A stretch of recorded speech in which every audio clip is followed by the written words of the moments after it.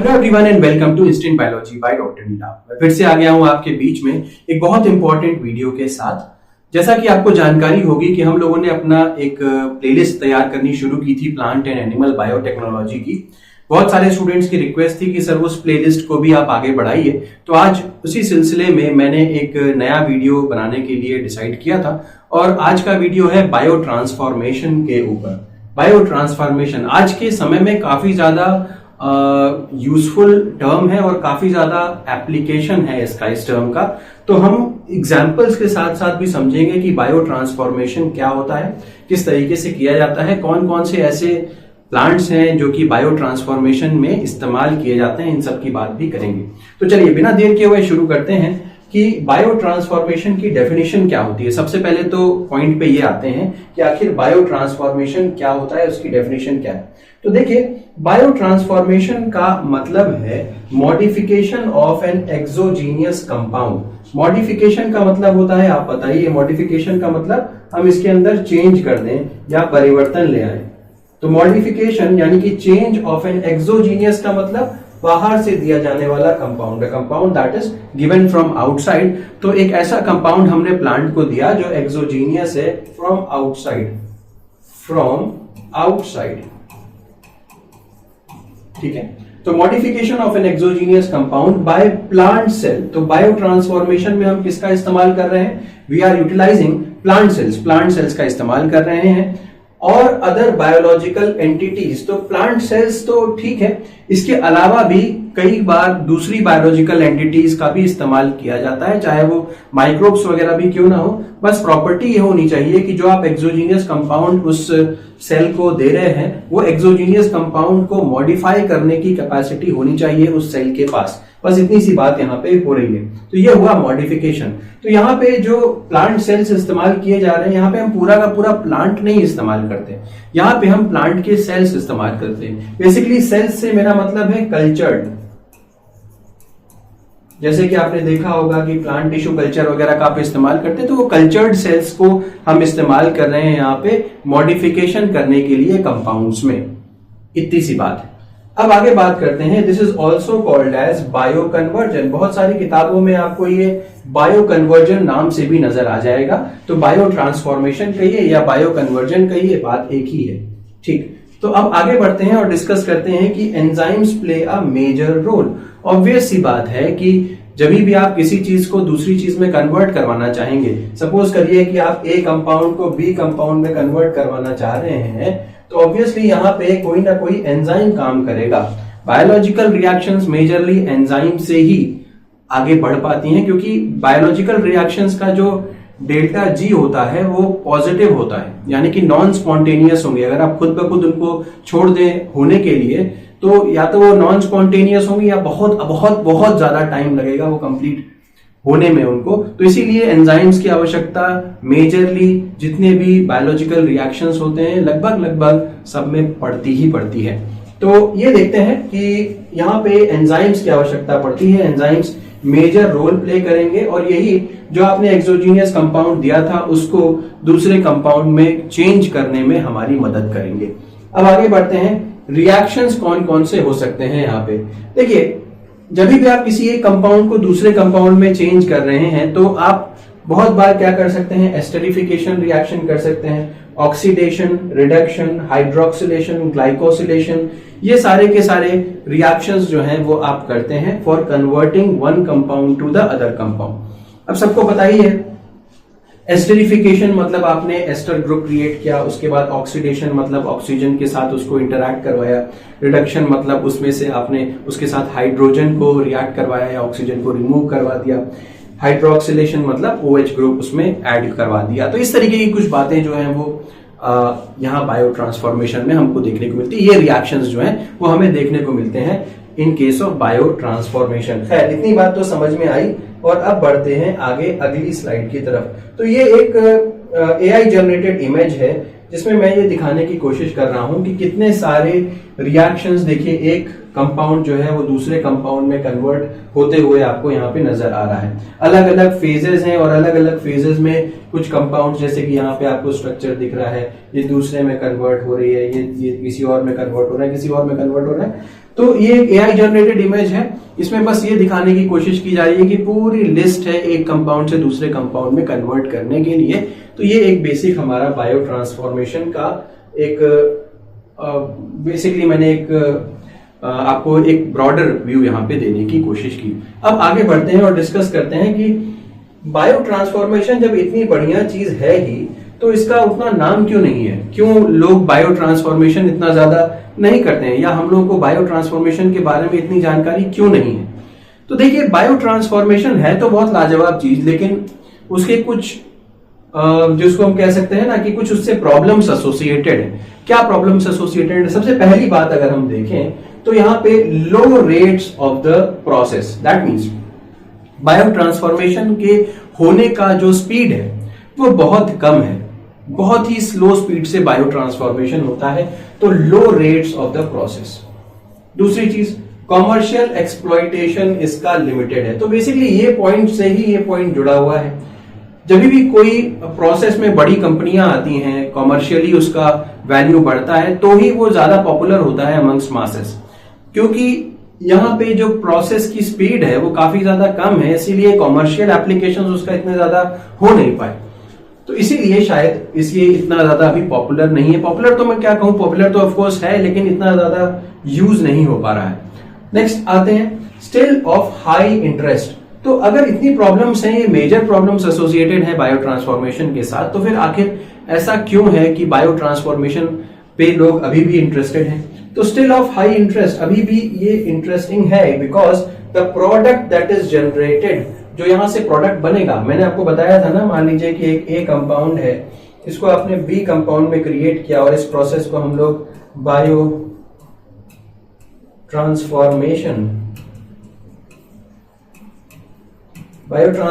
बोल रहे हैं। तो इस प्रोसेस में, because product is generated by the process is more useful, यहां पे जो प्रोडक्ट बनेगा वो बहुत ज्यादा यूजफुल होगा, वैल्यूएबल होगा देन द प्रीकर्सर। यानी कि यहां पे जो मेरा बी प्रोडक्ट बन रहा है उसका यूज बहुत ज्यादा है एज कंपेयर टू जो ए प्रोडक्ट है। यूज बहुत ज्यादा है, वैल्यू बहुत ज्यादा है जो ए प्रोडक्ट है। ऑब्वियसली कम बन रहा है, स्पीड स्लो है, वो बात सब ठीक है, लेकिन वैल्यूएबल बहुत ज्यादा है, इसीलिए आज भी लोगों का इंटरेस्ट इसमें बना हुआ है। तो ये बात हमें समझ में आती है। नेक्स्ट अगर आगे बात करते हैं तो एग्जाम्पल क्या है बायो ट्रांसफॉर्मेशन का? भाई अगर केवल बातें ही करते रहेंगे और कोई एग्जाम्पल नहीं देखेंगे तो बात उतने अच्छे से समझ में नहीं आएंगी। देखते हैं क्या क्या एग्जाम्पल्स हो सकते हैं बायो ट्रांसफॉर्मेशन के। तो सबसे पहले example of bio transformation is digitalis lantana. ये क्या है? डिजिटलिस लैंटाना का सेल कल्चर हम लोग इस्तेमाल करेंगे यहाँ पे। मैंने आपको बताया भी पूरा प्लांट यहाँ पे इस्तेमाल नहीं किया जाता, यहाँ पे सेल का कल्चर इस्तेमाल किया जाता है। तो यहाँ पे डिजिटलिस लैंटाना एक प्लांट होता है, उसका सेल कल्चर यूज किया जाता है। और सेल कल्चर को जब आप बीटा मिथाइल डिजिटॉक्सिन देते हो तो ये क्या हो गया भाई? ये आपका एक्सोजीनियस कंपाउंड हो गया।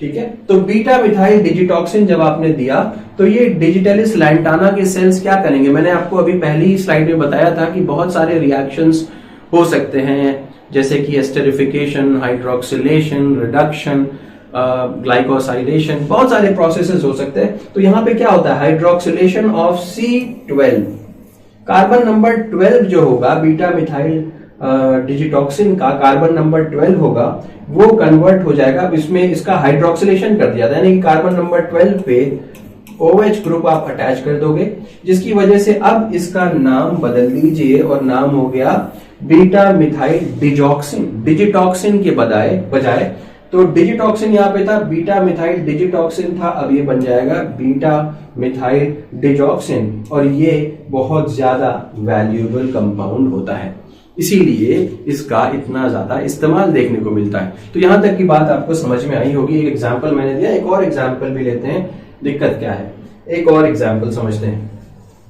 अब देखिए, धतूरा इनॉक्सिया, कैथरिंथस रोजियस और राउवोल्फिया सर्पेंटाइना, ये जो 3 नाम है आप देख पा रहे हो, Datura innoxia, Catharanthus roseus, Rauvolfia serpentina, basically medicinal value है इन प्लांट्स की।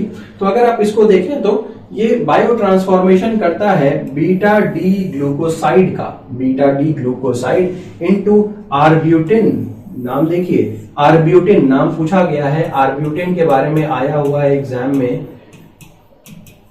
Arbutin it is the suppressor of melanin biosynthesis.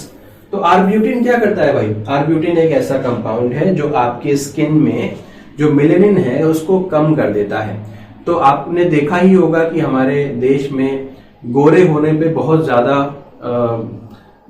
मतलब उसका प्रेशर होता है कि गोरा बनना है, बनना है, बनना है। बहुत सारी ऐसी क्रीम्स भी हैं जो शेड कार्ड के साथ आती हैं और आपसे कहा जाता है कि भाई आप 7 दिन बाद लगा करके देखिए तो गोरे आप बन जाएंगे। कुछ इस तरीके की बातें हैं। तो आप सोच सकते हैं कि आर्ब्यूटिन कितना जबरदस्त रोल प्ले कर रहा है। कम से कम हिंदुस्तान की तो हम बात कर ही सकते हैं कि यहाँ पे मेलेनिन बी बायोसिंथेसिस को सप्रेस कर देगा, तो ऑब्वियसली आपकी जो स्किन का जो कलर है वो थोड़ा सा फेयर होता हुआ चला जाएगा। तो ये कुछ कहानी हो गई। ये एक और एग्जाम्पल हमने देखा। और अब आगे बात करते हैं एडवांटेजेस की। तो बायो ट्रांसफॉर्मेशन के क्या क्या एडवांटेजेस हैं, जरा जल्दी से इनको देखते हैं। ये प्रिवेंट करते हैं एक्सटिंक्शन या over exploitation of the natural plant species. देखिए, ऑब्वियस सी बात है कि वैसे तो नेचुरल प्लांट स्पीशीज से इसको ऑब्टेन किया जाता है ना, जो ये कंपाउंड है, वैसे तो इससे नेचुरल प्लांट स्पीशीज से इसको ऑब्टेन किया जाता, तो वहां से इतना ज्यादा ओवर एक्सप्लॉइट किया जाएगा उसको कि ऑब्वियसली उस पौधे का या उस प्लांट का एक्सटिंक्शन हो जाएगा कुछ समय बाद। लेकिन जब यहाँ पे आप कल्चर में उसको इस्तेमाल कर सकते हो, उसकी कल्चरिंग यूज कर सकते हो फॉर जो बायो ट्रांसफॉर्मेशन है, कल्चर करके उसको इस्तेमाल कर सकते हो, तो ऑब्वियस सी बात है कि आपका ओवर एक्सप्लॉइटेशन जो है उन पौधों का, उन प्लांट्स का, नेचुरल प्लांट सोर्सेज का ओवर एक्सप्लॉइटेशन क्या हो जाएगा? समाप्त हो जाएगा, बंद हो जाएगा। तो ये एक बड़ी इंपॉर्टेंट बात है कि नेचुरल जो प्लांट स्पीशीज को बचाने के लिए भी एक अच्छा प्रोसेस है। और यहाँ पे अगर हम देखें तो एल इरिथ्रोवायराइजोन जो है वो एक और इसका बहुत अच्छा सा एग्जाम्पल है, क्योंकि ये पौधा इतना ज्यादा इस्तेमाल ना हो, इसको एक्सटिंक्ट करने से बचाया जाने के लिए इसका कल्चर जो है वो बायो ट्रांसफॉर्मेशन में इस्तेमाल किया जाता है। Specially useful when plants are limited in supply. जब ये प्रोसेस करने वाले जो एक्चुअल जो प्लांट्स हैं, नेचुरल प्लांट्स हैं, अगर उनका कमी हो, उनकी कंसेंट्रेशन कम हो, उनकी सप्लाई कम हो, फॉर एग्जांपल ट्राइकोजैंथिस, तो भी ये प्रोसेस बहुत ज्यादा इसका यूज होगा। ऑब्वियस सी बात है, जो नेचुरल प्लांट्स हैं जो ये प्रोसेस कर रहे हैं, ऑब्वियस सी बात है अगर वो ही बार बार लोग उसी को यूज करते जाएंगे, उसी का इस्तेमाल करते जाएंगे, तो वो धीमे धीमे कम हो जाएंगे। ऐसे बहुत से पौधे हैं जो वैसे भी कम है, तो ऑब्वियसली अगर आप उनको यूज करने लग जाएंगे तो एक्सटिंक्ट होने का खतरा ज्यादा हो जाता है। और आर स्लो ग्रोइंग, तो बहुत सारे जो पौधे स्लो ग्रोइंग हैं उनके केस में भी, जैसे एल इरिथ्रोराइजोन जो है, इसके बारे में मैंने बताया था, ये स्लो ग्रोइंग है, ये बहुत तेज ग्रो नहीं करेगा। तो ऑब्वियसली बात है अगर आप कट करते जाएंगे, उसको यूज करते जाएंगे, तो ये वापस से रीजनरेट होने में उसको बहुत ज्यादा समय लगेगा और अल्टीमेटली एक्सटिंक्ट हो जाएगा। चलिए, खैर यहां तक डिस्कस कर लिया। अब बात करते हैं कि yes, In many cases, cultured cells produce higher biochemical levels. कई बार ये भी देखा जाता है कि जो कल्चर्ड जो सेल्स, आपने जो सेल्स कल्चर किए हैं, वो हायर बायोकेमिकल लेवल्स का प्रोडक्शन करते हैं then the differentiated plant tissues. अब आपको पता है जैसे कि ये एक प्लांट है ना, ये प्लांट भी, ये प्लांट जो खेत जो मतलब जमीन पे लगा हुआ है, ये प्लांट भी बायो ट्रांसफॉर्मेशन करता होगा, ये प्लांट भी बायो ट्रांसफॉर्मेशन कर सकता है। लेकिन देखा यह जाता है कि ये जो प्लांट बायो ट्रांसफॉर्मेशन करेगा, उसके अंदर बायो ट्रांसफॉर्मेशन करने के बाद बायोकेमिकल लेवल्स यहाँ पे कम देखे जाते हैं। और जो कल्चर्ड जो आपने लैब में कल्चर किया हुआ है सेल्स, वो जब बायो ट्रांसफॉर्मेशन करते हैं तो यहाँ पे बायोकेमिकल लेवल्स काफी ज्यादा देखने को मिलते हैं, डिफरेंशिएटेड प्लांट टिश्यू से ज्यादा देखने को मिलते हैं। Many transformation can be carried out by plant cells. बहुत सारे अलग अलग तरीके के ट्रांसफॉर्मेशन, मैंने आपको 2 का एग्जांपल दिया, बहुत सारे अलग अलग तरीके के ट्रांसफॉर्मेशन जो है वो यहां से किए जा सकते हैं।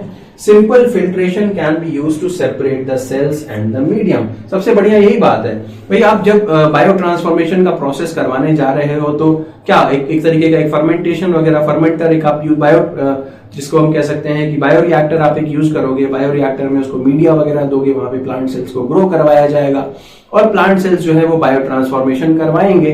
तो बायो रिएक्टर के अंदर ही ये सारी चीजें होंगी। फिर आप बायो रिएक्टर से मीडिया और सेल्स को कैसे सेपरेट आउट करोगे?